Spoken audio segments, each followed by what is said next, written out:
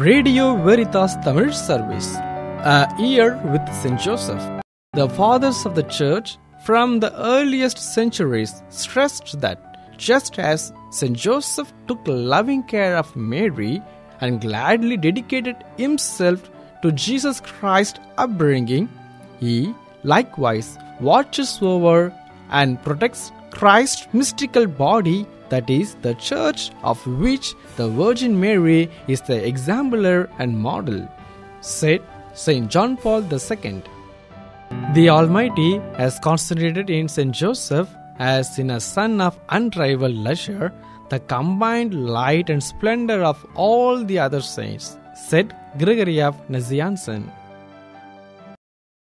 Who will deny, I ask, that while Joseph held Christ in his arms as a father and spoke to him as a father, Jesus impressed ineffable joy upon him, said St. Bernardine of Siena.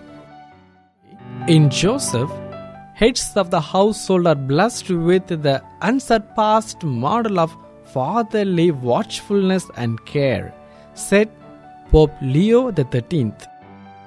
Let us trust in God and St. Joseph, said St. John Newman.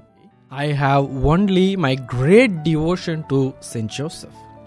This guides me and gives me full confidence, said St. Andre Bessette.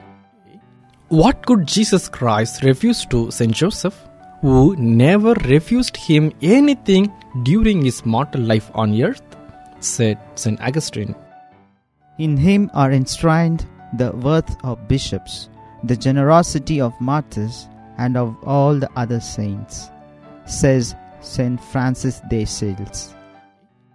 I do not remember ever having asked for any grace that St. Joseph has not obtained for me, says St. Teresa of Avila.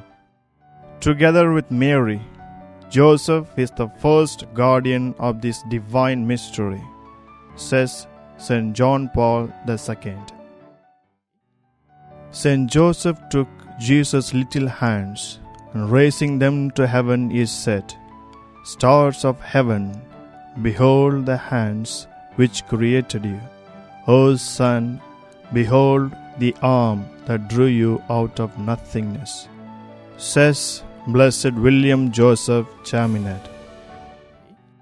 The Catholic Church rightly honors with its highest honor and venerates with a feeling of deep reverence the illustrious patriarch Blessed Joseph, now crowned with glory and honor in heaven, whom God Almighty, in preference to all His saints, willed on earth to be the putative father of His only Son, says Blessed Pope Pius IX.